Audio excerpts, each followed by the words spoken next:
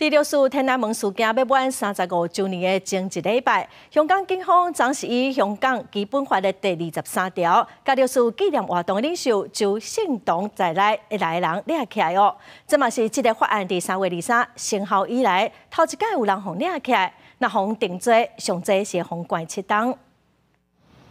香港基本法第23条维护国家安全条例生效2个月以来，香港警方伫1月执行第一波的逮捕行动，支持民主运动的前香港支联会副主席，也是六四纪念活动的领袖周幸彤，甲其他4个查某的7查某做着逮捕。港警依据罪名是煽动意图的相關罪行，違反咗維護國家安全條例入邊第24條嘅係煽動意圖嘅相關罪行。被捕人士涉嫌咧係用一個匿名嘅方式，係透過一個咧社交嘅專頁，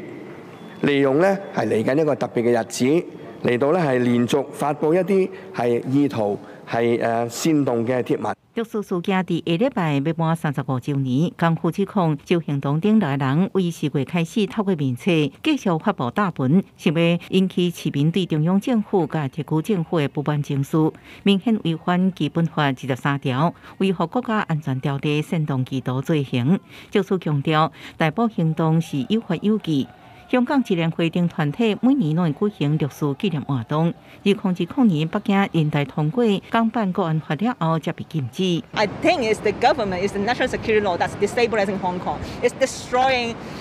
the environment of stability, of security that people have been living in. 周幸彤公開指控講，或者是造成香港社會不安的原因，即積極聲音、自由派媒體甲非政府組織被別關起來，嚴重限縮香港人權自由。依照基本法23條規定，周幸彤等來人若犯行成立，會面臨相關7年的監禁。公視新聞張淑芬報道。